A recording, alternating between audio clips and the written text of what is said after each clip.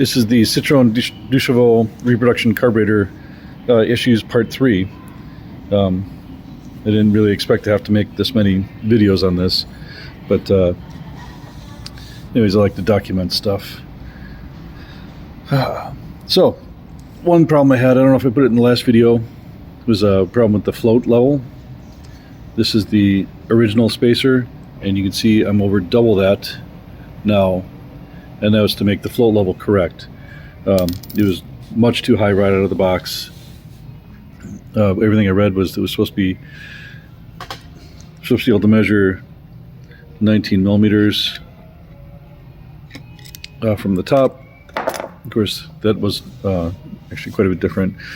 In review, the problem I'm having is the intermediate circuit is not is super lean, and I haven't been able to adjust it. And made the main jet, I'm sorry, the second above idle jet considerably larger, and I've reduced the air portion of the jet significantly.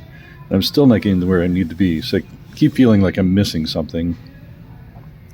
In the meantime, there's one thing I wanted to note. I was looking at the original Chinese carburetor that was on here, and I was swapping some pieces, but loosened this up, tapped it with my plastic handle screwdriver, as I've done several times before, to try and loosen. You're just breaking the seal of the gasket, and this shattered super easily. This material is super brittle and super thin, and it takes absolutely nothing to break it. So that's kind of disappointing. I also wanted, because I've been struggling with that above idle circuit, I was going to try swapping the old body with the top and other pieces from the new carburetor. Except for I know this isn't a perfectly flat surface, but it's so far off it doesn't matter. The bottom of this is so warped it's unusable. So I scrapped that idea. The next step I'm on to now is I thought, it's running too lean. Maybe it's not that the jet's not too big. Maybe I actually have like an air leak somewhere. So what I've done now is I've gone through and I've pushed every passage or every plug in a little bit extra, just to, and they all move super easy, so they're not super tight. They're not falling out, but I'm not sure that they're actually sealing anything. What made me think of it was on this carburetor, as I just blew some air through it,